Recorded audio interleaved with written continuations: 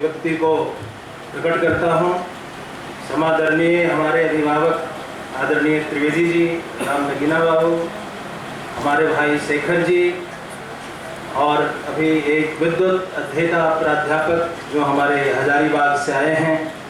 मंच पे उपस्थित समस्त हमारे अग्रजगण एवं हमारे अभिभावक श्री यूके शर्मा जी, श्रोताओं के मध्य उपस्थित हमारी पूजनीय बहनें, हमारे अग्रज ज्योतिरादित्य जी, जयकांत शर्मा जी, मैं आपका अभिनंदन करता हूं।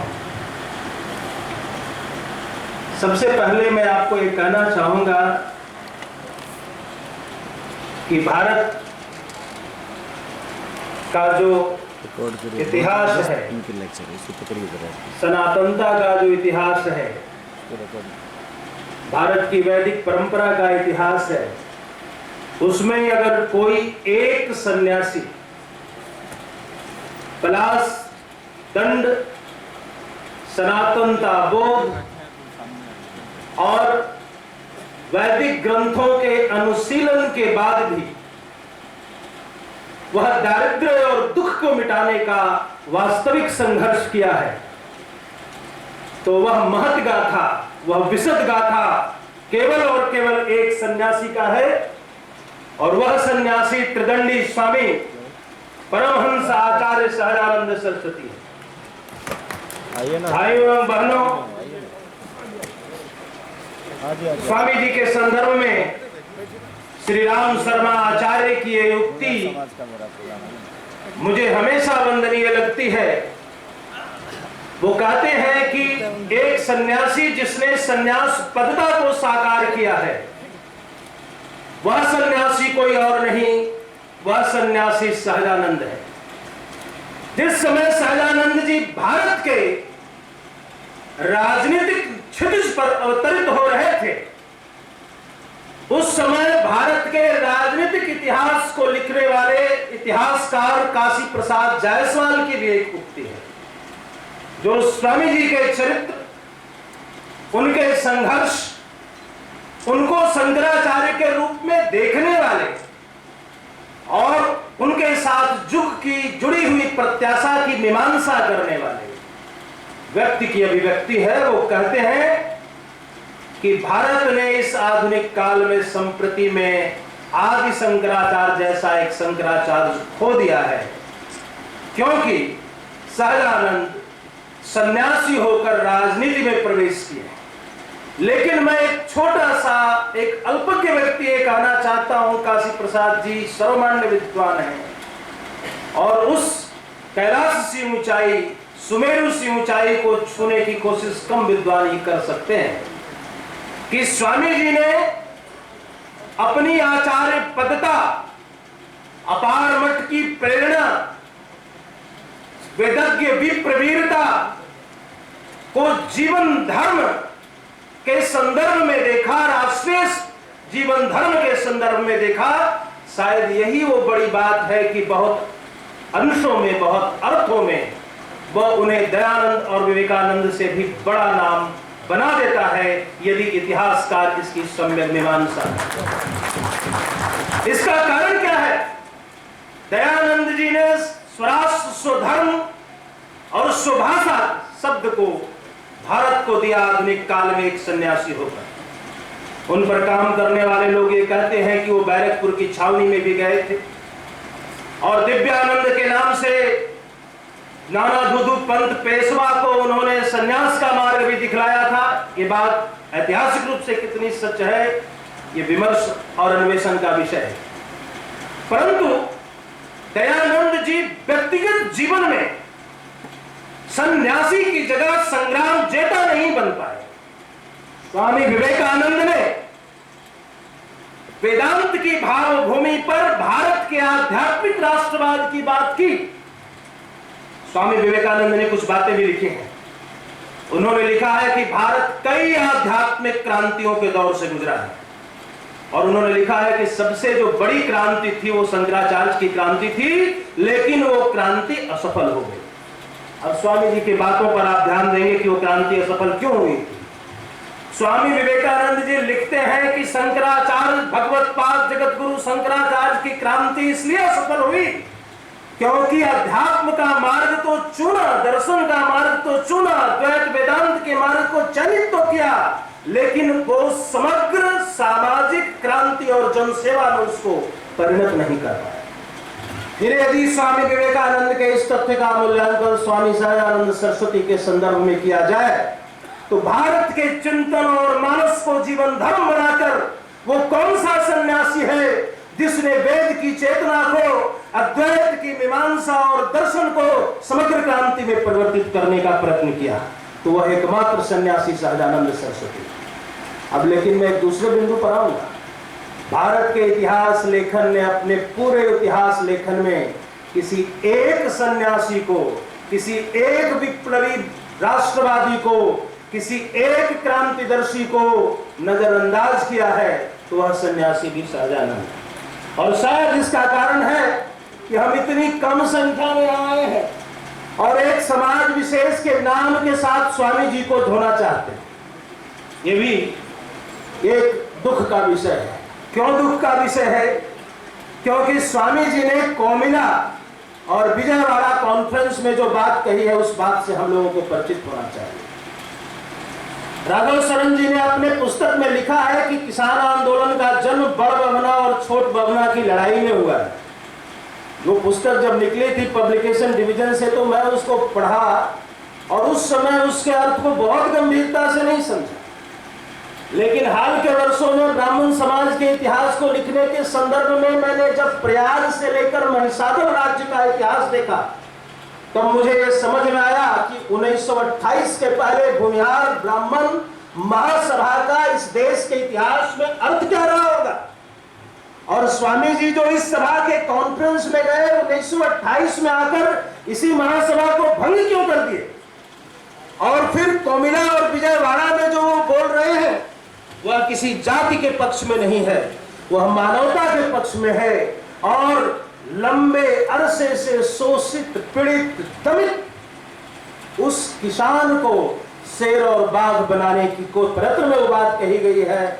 जब स्वामी जी ये लिखते हैं कि मैंने किसी अयाचक, अप्रतिग्रही, भूमिहार ब्राह्मण वंश के साथ स्वयं को इसलिए जोड़कर नहीं कहा, इसलिए कहा कि मैं दरिद्रता का दुख भी समझता था, यह जातिगत संघर्ष का रूप नहीं ले ले, भूमिहार ब्राह्मण वर्सेस पूरा समाज न हो जाए, इसलिए मैं वहां ही था। लेकिन मेरे अंतःकरण में जो पीड़ा है, जो दर्द है, वह टुटपुंजिया किसान का है। मेरे अंदर जो पीड़ा और दर्द है वह दलित और दलित किसान का है। क्या आप सोच सकते हैं कि एक स्वामी के जीवन में कभी भी भारत के इतिहास में इतना बड़ा परिवर्तन आया हो? वैवाहिक जीवन से संन्यास की ओर चाहे परिस्थिति जो रही हो, ब्राह्मणत्व से अयाचक और अप्रतिग्रही ब्राह्मणत्व की ओर जाते हैं, अप्रतिग्रही और अयाचक ब्राह्मणत्व से वो दलित सेवा में आते हैं।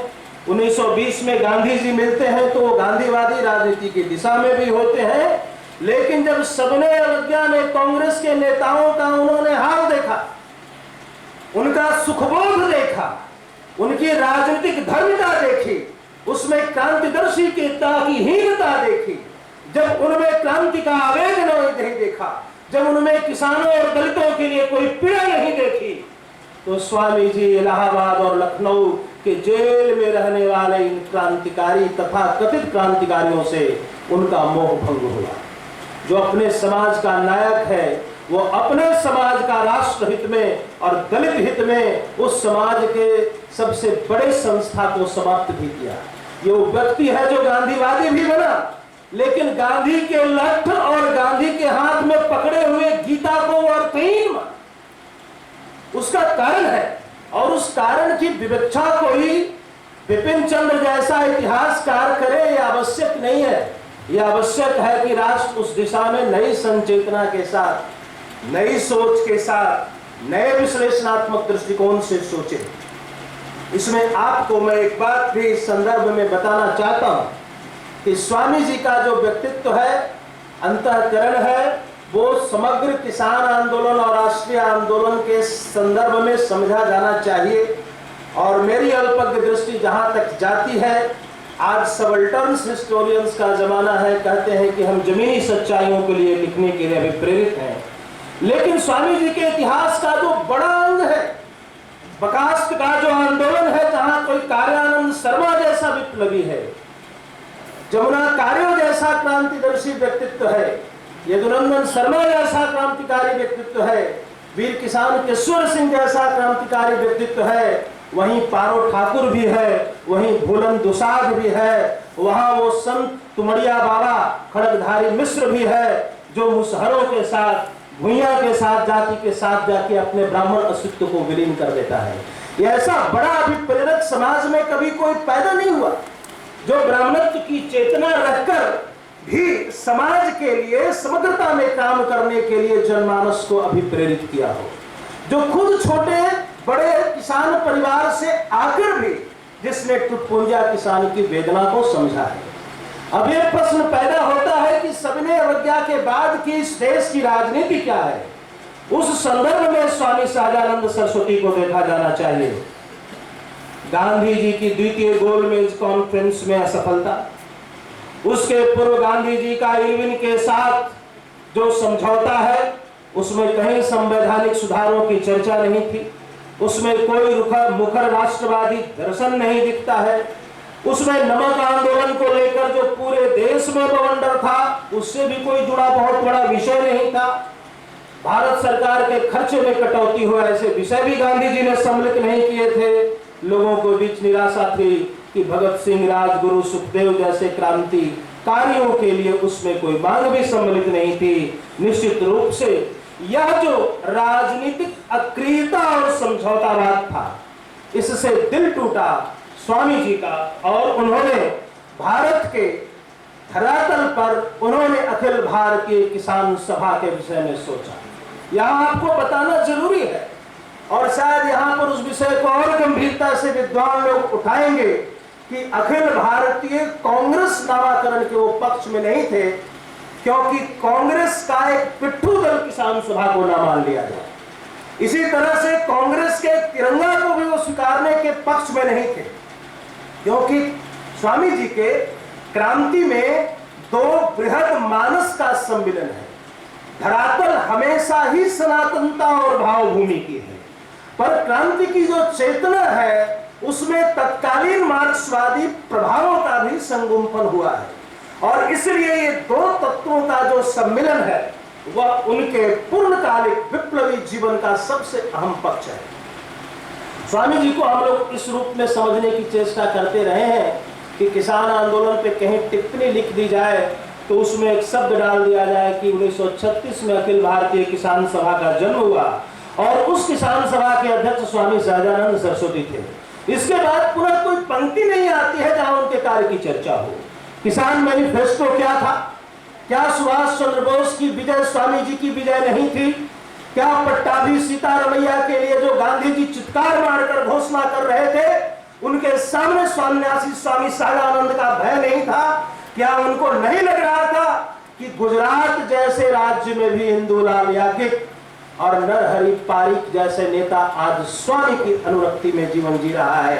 क्या गांधी जी को यह पता नहीं था कि तेजा सिंह स्वतंत्र और सोहन सिंह जैसे गदर के क्रांतिकारी आज किसके मानस और व्यक्तित्व से प्रभावित है? यदि बंगाल का प्रश्न है तो प्रेमतोष कुमार बोस, अजय कुमार घोष, मुजफ्फर अहमद जैसे महान लोग, काजी नजरुल इस्लाम जैसे कवि और धर्म के सचेतक साहित्यकार स्वामी जी के अनुगामी हो चुके हैं। एन.जी. रंगा जैसे व्यक्तित्व, श्रीपाद अमृत डांगे जैसे व्यक्तित्व, एम.एस. नंबूदरी पाद जैसे व्यक्तित्व, ये समस्त युग के वाहक लोग, युग चेतना के संवाहक लोग, विप्लवी क्रांतिकारी लोग यदि किसी का अनुसरण कर रहे हैं तो वो स्वामी जी का अनुसरण कर रहे हैं। यदि समाजवादियों की नई टोली उभर रही थी तो क्या लोहिया, क्या जयप्रकाश जी, क्या आचार्य नरेंद्र देव, क्या मीनू मसानी, ये लोग बहुत बड़े अर्थ में स्वामी जी के सिद्धांतों से परिचित नहीं थे और स्वामी जी को युगांतकारी दृष्टा नहीं मान रहे थे? क्या स्वयं जवाहरलाल नेहरू ये समझते नहीं थे कि एक नए युग सचेतक का जन्म हुआ है?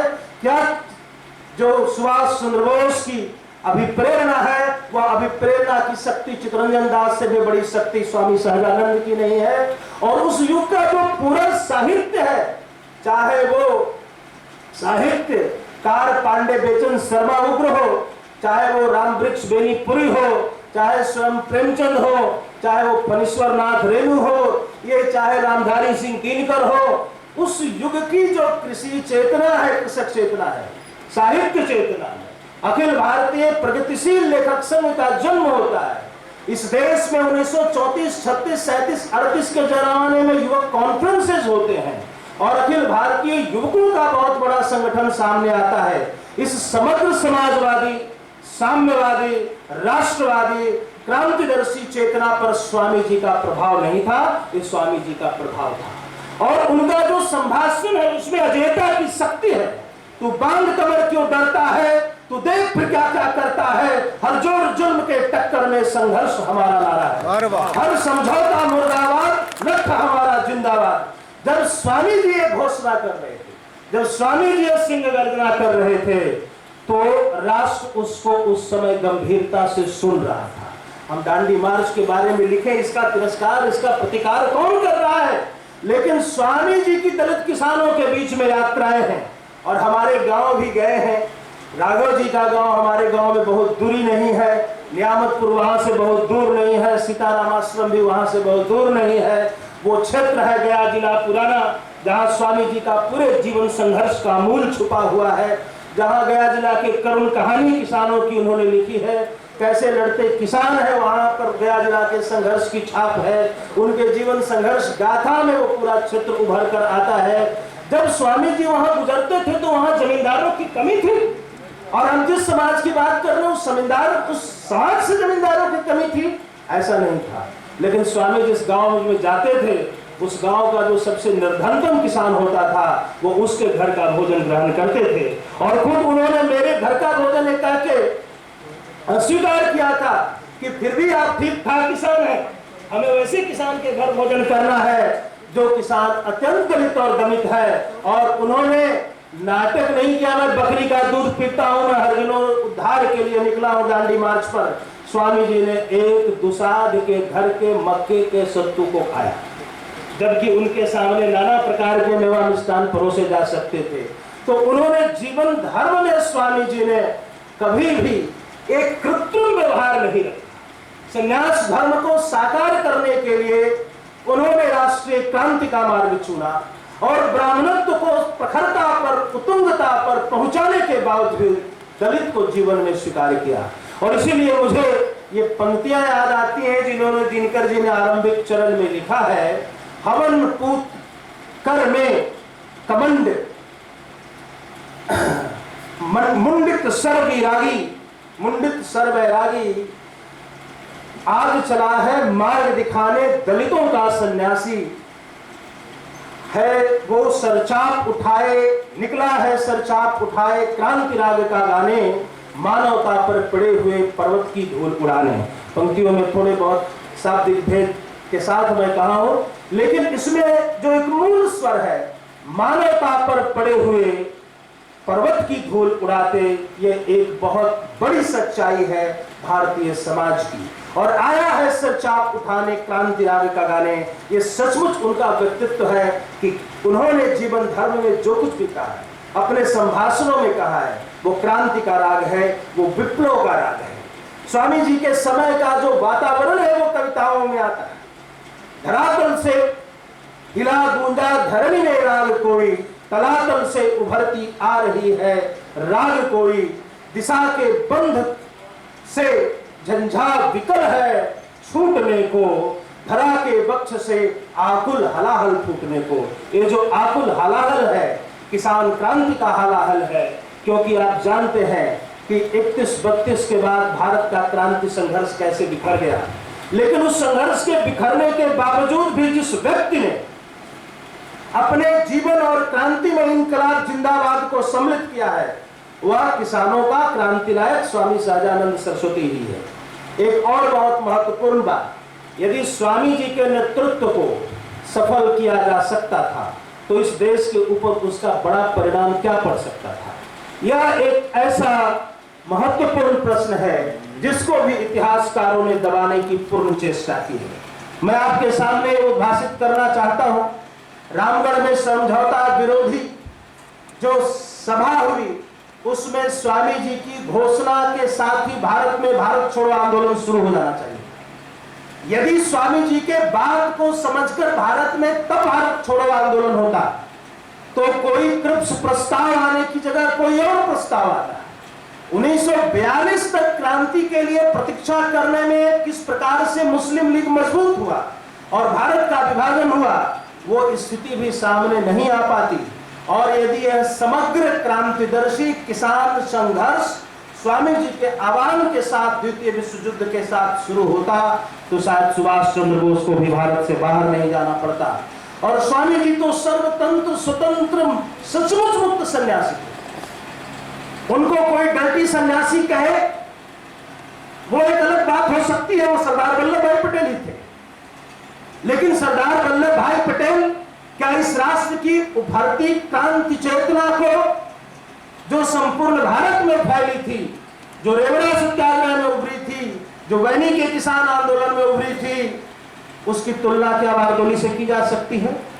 वो काली पराग आंदोलन गुजरात से की जाती है, वह राजस्व को कम करने की मांग का साधारण आंदोलन था। उसमें भारत की सामंती समस्याओं, आंतरिक औपनिवेशन से उपनिवेशवाद से जुड़ी हुई समस्याओं का कोई भी निराकरण नहीं था। जब स्वामी जी ने देखा कि भारत के कम्युनिस्ट भी छद्म कम्युनिस्ट है, ये रूस की राग पर अपनी गर्जना तर्जना करते हैं, उनके अनुसार निर्णय और दिशाएं बदलती हैं, तो स्वामी जी साम्यवादियों को भी विरोधी थे। जब उन्होंने समाजवादियों को देखा कि यह समाजवादी कोई भारत के लिए एक देशज समाजवाद नहीं पैदा कर पा रहा है, तो उस पीड़ा को भी वो व्यक्त करते हैं। और जब सुभाष चंद्र बोस इस देश को छोड़कर जाते हैं तो यह वही स्वामी है जिसने सुभाष बोस को अपना अप्रतिम प्रेम दिया है, सहयोग दिया है। वही सन्यासी कहता है कि यह देश के साथ अच्छा नहीं हुआ है। क्या भारत को फासिस्टों की जूठी रोटी के रूप में स्वतंत्रता मिलेगा? सुभाष बोस को भारत में रहकर भारत के आंतरिक संघर्ष की शक्ति को चैतन्य में रूप देना था, उसको प्रगतिशील बनाना था, उसको प्रदीप्त करना था। भारत छोड़ने का उनका निर्णय गलत है। अर्थात स्वामी ने सन्यास के जो सम्यक न्यास है समाज का, जो धरोहर है समाज का, उसको पूर्णतः धारण किया एक बृहद रूप में, और दूसरे रूप में समाज के उत्तरदायित्व से वो भागने वाले सन्यासी कभी नहीं रहे। लेकिन कोई वाद और सिद्धांत ऐसा नहीं जिसने उनके सन्यास जीवन में कोई जकड़न पैदा किया है। और इसीलिए ऐसा संभव है कि कम्युनिस्ट, समाजवादी, बहुत किसान नेता भी, कांग्रेसी भी उनके महत्व को भूलते या सचिष्ट रूप में उनके प्रयत्न को भुलाते रहने की कोशिश करते रहे हैं।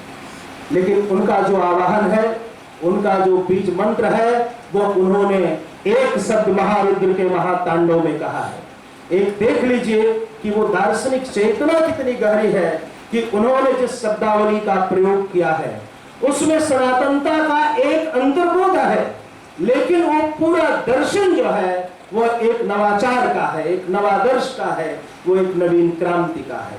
वो गीता को जितनी बड़ी व्याख्या कर सकते थे, वो तिलक की व्याख्या से बड़ी व्याख्या हो सकती है। वो व्याख्या किसी भी भारत के विभाषाकार से, भारत के किसी रचनाकार की व्याख्या से बड़ी व्याख्या हो सकती है।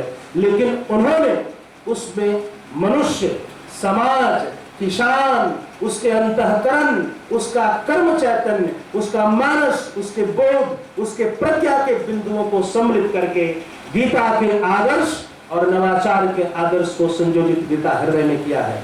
उनका एक एक साहित्य अनुशीलन के योग्य है, पढ़ने के योग्य है। लेकिन ये दुख का विषय है कि स्वामी जी को गंभीरता से जिन लोगों ने पढ़ा है उनमें कुछ विदेशी हैं। एकल प्रयत्न के माध्यम से कुछ हम लोग प्रयत्न करते हैं कि स्वामी जी का साहित्य सामने आए, लेकिन स्वामी जी के साहित्य को समाज के लिए और राष्ट्र के लिए किस प्रकार से प्रतिष्ठापित किया जाए, उसमें कहीं ना कहीं हम सभी लोग असफल रहे हैं। ये जो छोटा प्रयत्न है ये वंदनीय प्रयत्न है। मैं आपको दो बातें और बताना चाहता हूं, क्योंकि स्वामी जी को हम बहुधा जातीय परिप्रेक्ष्य में भी देखते हैं, सामाजिक परिप्रेक्ष्य में देखते हैं। स्वामी जी ने किसी समाज विशेष के केवल उत्थान की बात की, यह मत एकांगी है। स्वामी जी सभी ब्राह्मण वर्गों में एक प्रकार का एकता बोध भी लाना चाहते थे, यह मूल तथ्य है। एक और मूल तथ्य यह है कि वो जब जुझौतिया ब्राह्मण कुल से आकर भूमिहार ब्राह्मण कुल में मिले तो उन दोनों में एक साम्य था, जो उन्होंने खुद जीवन संघर्ष में लिखा है कि कृषि और आवश्यकता पड़ने पर युद्ध में वीरता, आयुध जीविता इनका जीवन धर्म रहा है। यह जो आयुध जीविता और कृषि जो धर्म है, इन दोनों के विषय में स्वामी जी ने एक बड़ी शास्त्रीय मीमांसा प्रस्तुत की है और उस मीमांसा को भी कई बार हम जातीय रंग देते हैं। यदि हम गंभीर रूप में ब्रह्मर्षि वंश विस्तार को पढ़ें तो वो केवल अयाचक, अप्रतिग्रही, भोजी, अग्रहार, ब्रह्मदेव, देवदेव, मठार भूमि के स्वामी ब्राह्मणों का इतिहास नहीं है। उसमें ब्राह्मणत्व तो क्या है, इसकी भी विवक्षा और मीमांसा है। और वो पहली ऐसी पुस्तक है जो ब्राह्मणों के अलग अलग दलों के मध्य के वैवाहिक संबंधों की भी परिचर्चा करता है। मैथिल ब्राह्मण, भूमिहार ब्राह्मण, कामिकुब्ज ब्राह्मण, सरजू ब्राह्मण, सरजूपायन ब्राह्मण, जुदौजिया ब्राह्मण, इन समस्त दलों के मध्य कहां कैसे विवाह संबंध रहे हैं, इसका भी उन्होंने सामाजिक और ऐतिहासिक अनुशीलन प्रस्तुत किया है। इसलिए वह एक एकता का कारक ग्रंथ है। यह वो सोपान है, यह सेतु है जो ब्राह्मण समाज के बीच की दूरियों को बांटने का प्रयत्न करता है।